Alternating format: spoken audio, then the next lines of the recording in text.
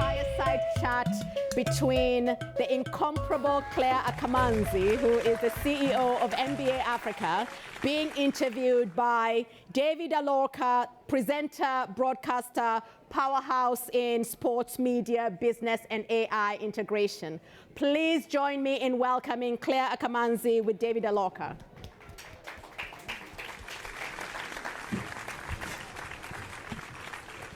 Thank you so much. Thank you. Well, good afternoon, ladies and gentlemen. Sports, as you know, is one of Africa's fastest growing cultural exports, blending entertainment, technology, and identity.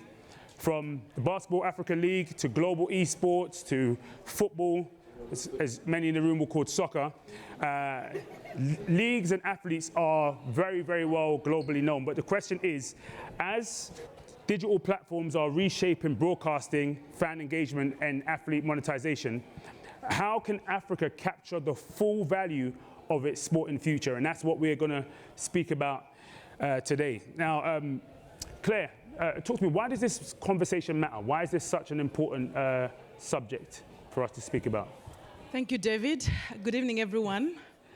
This is day 2 of the UN week for me, but it feels like day 25. I hope that you're all still very awake and kicking. But very nice to be here. And thank you to ServiceNow and all the partners that have put this together.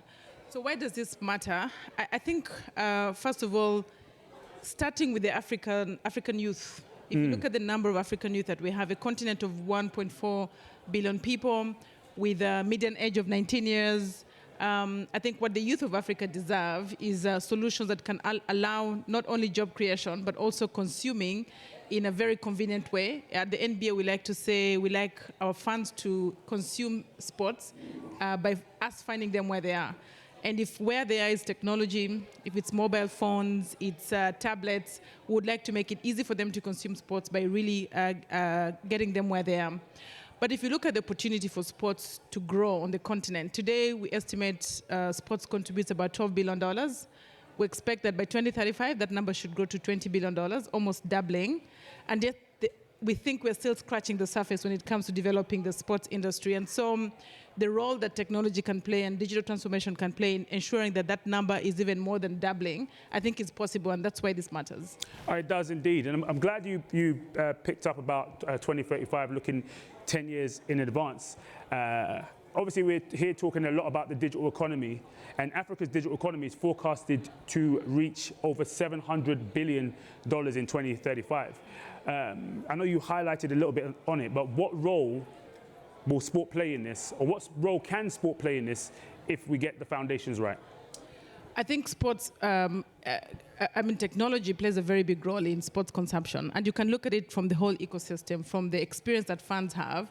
How do you make it easy for fans to consume sports? And how do you make it in a way that is very entertaining, whether it's the interaction, whether it's the highlights of game sports, whether it's watching on streaming, on phones? How do you make the experience really good? And I think technology continuously makes that possible. How do you use artificial intelligence, for example, to support not just the data analytics, but also the performance of athletes?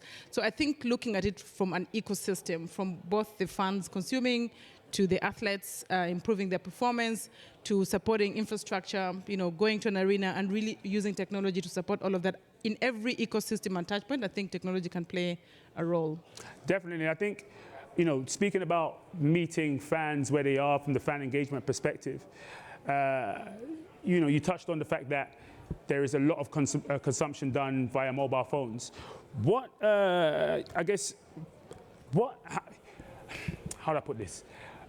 Do you see a real big drive in an increased amount of broadband or data from that perspective for media consumption? Well, I think it's definitely improving. If you look at, first of all, access to mobile phones on the continent, we estimate about 50% on average. Some countries have as high as 80% or more.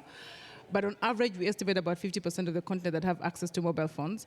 When it comes to internet and smartphones, that number goes down. But I know that there's a lot of initiatives, a lot of opportunities, whether it's the telco companies or governments, to really improve that, make access to data more affordable, get more players, more investments, and I think that number is going to grow. And it's important because when that number grows and access to internet becomes more affordable, more accessible, then consumption, including for live sports. And I think live sports is one of the ways that really demand is created and enhanced for internet. Without a shadow of a doubt. Now, with the BAL, right? Obviously, we have a great degree of athletes. When it comes to Africa, we export our athletes a lot more than we export our leagues and our contents. What can we do to bridge that gap to make a difference from an athlete export model towards a league's export model? I think the most important thing, as we've seen in the BAL, is having a predictable pathway that talent can access opportunities professionally on the continent. Because once that platform or pathway is not clear, then you export the talent. And if you look at today, whether it's the NBA, 10% of our players are either directly from Africa or one of their parents is from Africa. That's 10%. That's about 50 players in the NBA. If you look at the English Premier League, about 500 players. And this is export of talent. Yeah. However, when we have leagues like the Basketball Africa League that we have on the continent, that's a very good way to actually retain that talent on the continent. We have about 150 players that play in the BAL. We have a lot more youth development programs on the continent. And all this is possible because there is a league they can play on the continent. So to reverse that, I think, one, develop the talent on the continent. Two, provide opportunities for the talent to actually play on the continent. And the Basketball Africa League has done that. In just 5 years of its existence, we've had about 20 countries that participate every year, from the road to BAL up to the last 12 that actually play in the BAL. We've seen them contribute significantly, not just on the talent that plays. We've seen competition improve every year. We've seen the average age of players improve.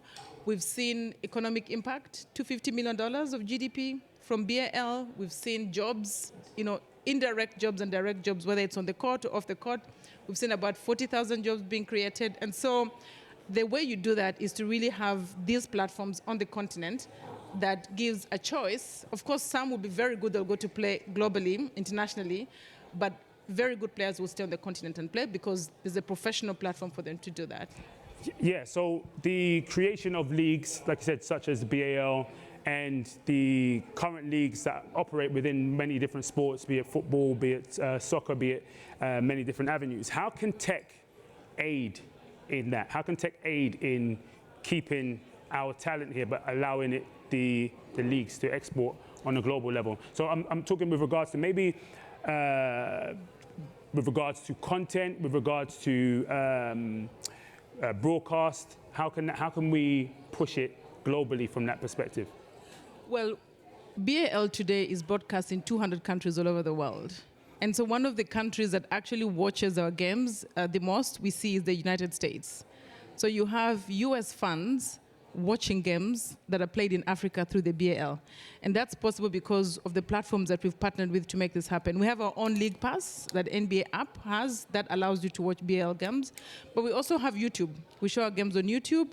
We have broadcasters that show our games. And so I think just making sure that we have these kinds of media partners that allow this to happen is important. But we've also had ways that we support innovations that allow, for example, scouting to be done online. Last year, we had a new initiative that we call the Triple Double Accelerator. And in fact, we partnered with ServiceNow for version 2 of this year. We looked for startups in Africa that have solutions that can allow or improve the experience of sports, including basketball. And one of the solutions that came out last year was this e-scouting platform that somebody in Nigeria had come up with, where he, gets all the data of an athlete, their specifications, their, performance, their statistics, and puts all of that somewhere, making it easy for scouts to actually access them. So that's one way that we can actually bridge and use solutions such as this. I love that you touched on that, because that was exactly where I was going with my next question. I was going to ask about who owns Africa's sports data. I'm talking media rights, branding, and how do we retain that kind of value in-house? First of all, yes, I think it's dominated by international companies and players for sure. But I think how you bridge that is more investment, but more investment that is motivated by a return that the investments can see on the business case. And I think having a league like the BAL that we have has opened up a lot of opportunities that investors and entrepreneurs can see, whether it's using AI to support athletes, or whether it's improving streaming, access to streaming, whether it's mobile payments to allow consumption, whether it's subscriptions or buying tickets to go and watch games of BAL. All these solutions that are supported by a league being in existence is one way that you actually really see this improving. Without a shadow of a doubt. Well, I work across multiple different sports, so I've done some stuff with the BAL, with the NBA, across Formula One, across football, boxing. How can other sports learn from what the BAL has done in Africa and extrapolate from that perspective? I think, first of all, seeing that it's possible, having a league backed by a big brand like NBA, seeing that you can actually have these games on the continent, you can fill arenas with fans that come to watch, that pay to come and watch, because I think sometimes we ask ourselves, will they pay? We sell courtside seats at hundreds of dollars, and we have people that buy to come and watch those games. In Africa, we fill arenas with fully paid fans. So I think showcasing that it's possible, and we've done that. We've done that for the last 5 years, and every year is better than the year before. The first year that we had fans come to an arena, we had 45,000 altogether that came. That was year 2, because year 1 was COVID time, it was a bubble. Last year, we had 140,000 people that came to watch games and who paid to come and watch games. So I think showcasing that it's possible only inspires more leagues and more organizations to do the same. So it's possible, we've seen it, it's impactful, it's transformational, and I think it's just going to do even more. And when it comes to the impact, I did say that we did a study to see the first 4 years, and we found that $250 million was the GDP contribution that our league had contributed in 4 years, and we're only playing in 4 countries. Now, we think that in the next 10 years, we will get that number to $5 billion because we'll have more games, more countries participating. We also saw that jobs that we created, about 40,000, would grow to close to a million jobs. And so if we can do this in more countries than we're doing today, if other sports can do the same, you can imagine how much catalytic role sports will play in transforming the continent. It's huge. It's more than sports, it's more than talent, it's actually an economic driver. No, I agree with you 100% on that, because working within trying to bring major sporting events into Africa, I partnered with a company back in Ghana a few months back, bringing a major boxing event to the country, which was broadcasted live on DAZN around the world. And then we ended up bringing a former heavyweight world champion, Anthony Joshua, over to Ghana as well, which for a very long time, working in sports and working in boxing in the United Kingdom, I've been speaking to the likes of Anthony Joshua, the likes of Matchroom Boxing and Eddie Hearn, and been trying to speak to them about getting them to come to Africa. Speaking about the fact that it's been so long since Rumble in the Jungle, and we need to. People need to look at Africa as a destination, a place to invest when it comes to sport, not just because we have a captive audience, but because we have the talent as well. Having brought Anthony Joshua over, we are currently in talks with hopefully getting a fight made with him in it next year. So there's a lot, as you said, when it comes to showing what is possible, showing that it can be done, showing what we're capable of doing, showing the raw talent that is there, but also the hunger, the appetite, and the fact that people will come out, people will pay, and people will enjoy and have a good time, and real business can be made and can be done from that perspective. I guess the follow-up question to that is, what role can venture capital and new models play in scaling sports ecosystems in Africa? Yeah. First of all, in terms of talent that's on the continent, to your point, one, I think storytelling is important to tell that story of good success stories. I think one of the stories we like to tell today is a story of Kaman Malwach, a young South Sudanese man who was walking on the streets in Kampala, and somebody saw his height, and interested him to play basketball, that he had never done or never touched a basketball. Within 4 years, this young man moves from randomly meeting somebody on the streets who encourages him to play basketball to going to Senegal, to the NBA Academy in Senegal, begins to play basketball, plays in the Basketball Africa League, does camps within the programs that we have on the continent, and then ends up, just within 4 years, he became number 10 NBA draft pick this year. I mean, I believe there's so many of them randomly walking in many cities in Africa that we need to find. We need to find a pathway where they can be discovered. And that just speaks to what's possible. But I think to tell Kaman's story to every child that can hear that story, I think will spark something and inspire something that we can see a lot more stories like this transforming the continent. And back to your point, how can venture capital support that? I think venture capital can support that in different ways. We've seen venture capital investing in teams. I met somebody earlier who reminded me about Cape Town Tigers, a team that plays in the Basketball Africa League, that basically backed by a lot of venture capitalists, in addition to private investors that came. So from owning teams to solutions that can support the businesses that are looking at, whether it's gaming, or whether it's ticketing solutions, or whether it's supporting AI, or whatever solutions that there is. I think venture capitalists can back sports entities and really allow them to grow and give them that opportunity that is needed for them to grow from point A to point B. Indeed. I guess, what single move, if I was going to ask you a question, what single move could unlock Africa's sports potential and digital economy tomorrow? Let's say you could make one move, what would it be? If I could make one move, just one move, if I could just wish and it happens, is that every child or every person in Africa has access to the internet and a smartphone. If that was possible, that would make the digital economy that we want to see very possible. And I think if there's one thing that African governments should invest in or come together, it's really make connectivity affordable, make connectivity available, because then all these things can grow from there. No, I agree with you 100%, because you can see in the West there are so many, it's not just from an athlete perspective, but it's the trianches that come off of sports. So the creators, the creator economy from that perspective.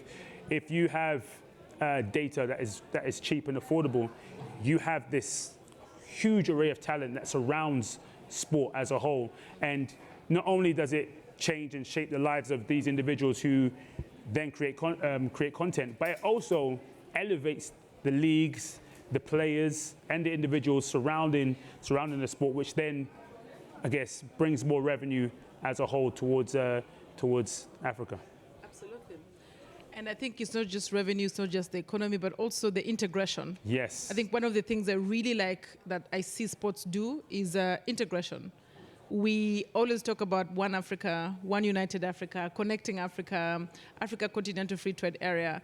But sports is doing that on its own, without all these policies and without all these announcements. If you look at how many people from South Sudan play in teams in North Africa, almost every team has somebody from South Sudan playing in that team. If you look at how many people from, let's say, Cape Verde are playing in South Africa or going to teams in Rwanda, this is integration. And sports is a very powerful tool for integrating Africa. And we should prioritize sports if we're going to prioritize one Africa. Indeed, I agree with you. I agree with you 100% on that. Personally, I see sport as a nation's greatest and biggest global advertising platform. And I think that's why you have so many nations that spend a lot of money now, as you can see what's happening with sport growing in areas like Saudi Arabia, for example, because it allows the world to see them on a global scale. So I think us investing, looking at the ways in which we can invest in Africa on that basis, be it fintech, be it streaming, be it, as you mentioned, ticketing, payments, esports as well. And there are so many different avenues for investment that I think we should look into. But I think that's all we have time for, ladies and gentlemen. So thank you so much for listening.